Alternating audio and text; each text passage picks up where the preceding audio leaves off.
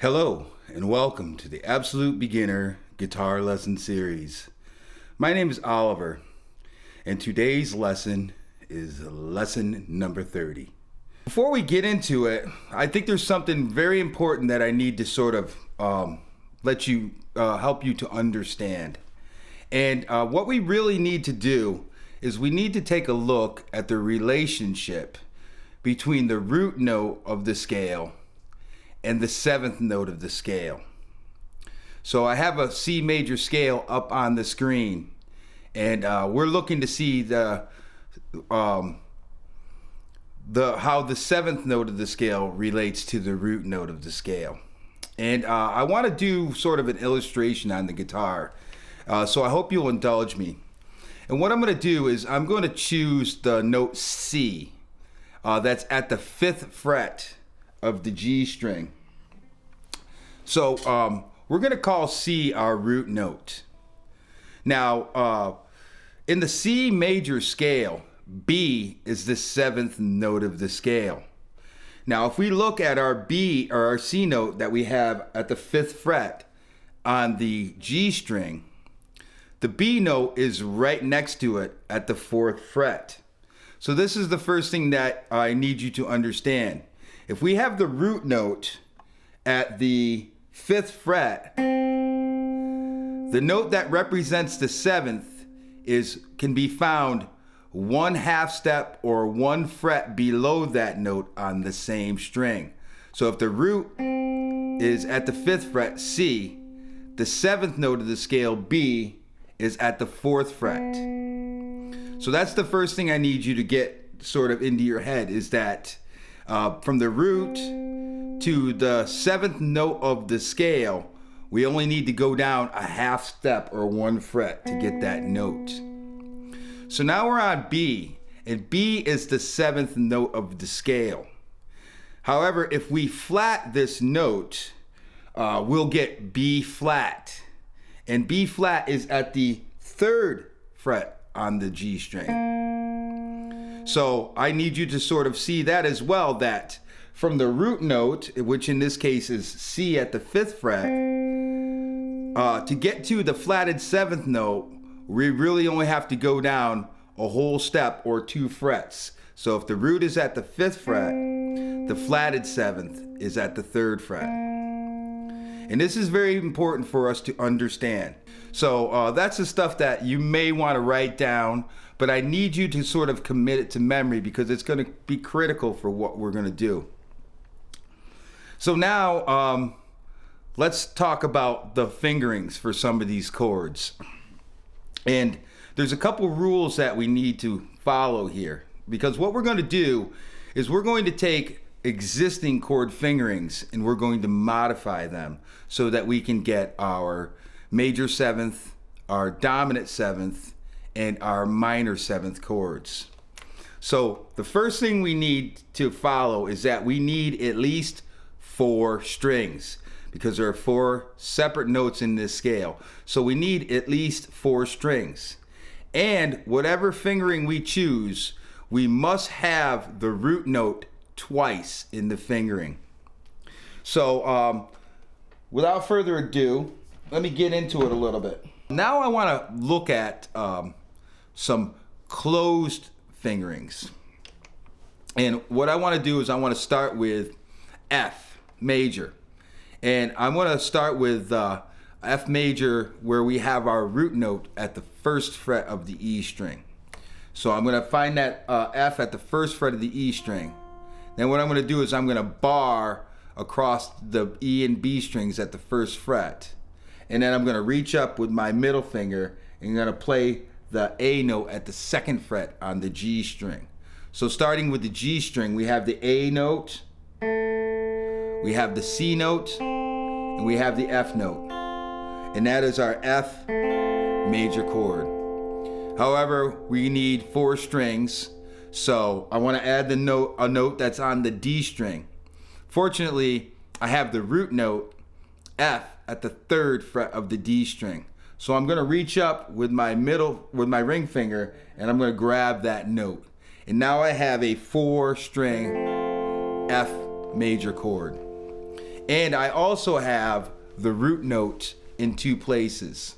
I have the root note at the 1st fret on the E string, and I also have the root note at the 3rd fret on the D string. So let's look at the root note that we have on the E string. It's F, and we're playing at the 1st fret. We can lower that by 1 fret and we get the open E, but we can't go any lower.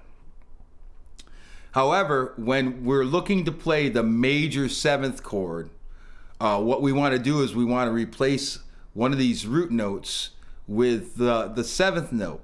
And the 7th note is 1 fret below the root note. So what I can do is I can go from playing the root note at the 1st fret of the E string. I can lift my finger up, and now I'm going to play the E string open. So now I have my F major 7th chord. And for anyone who is confused, I was barring across the B and E strings at the 1st fret. That's how I got my F major. To get my F major 7th, I just changed that F root note at the 1st fret of the E string. I changed that to the open E, and now I have my F major 7th. So that's as far as we can go as far as changing the root note on the E string. So let's go back to our original fingering. Now let's draw our attention to the root note that we have on the D string. We're at the 3rd fret, we have F. If we want to play the major 7th chord, we need to change the root note to the 7th note of the scale. And that is 1 fret below where the root note is. So now instead of playing at the 3rd fret on the G string, or excuse me, the D string, I'm going to move and I'm going to play at the 2nd fret on the D string. And what I'm going to do is I'm just going to change my fingers up a little bit, and I'm going to use my middle finger to play that note that's at the 2nd fret on the D string, and I'll use my ring finger to play the note that's at the 2nd fret on the G string. And now I have F major 7. Now, to play the dominant 7th chord, what we need to do is we need to have the flatted 7th note. The flatted 7th note is 2 frets below the root. So if we have the root note F at the 3rd fret, the flatted 7th note is going to be the E flat note, which is at the 1st fret. So I need to move from playing the 3rd fret on the D string to the 1st fret. And the way I'm going to accomplish that is I'm going to take my index finger and I'm just going to bar across the first 4 strings. And now I'm playing the note that's at the 1st fret on the D string. None of the other notes have changed, even though the fingering looks a little different. And now I have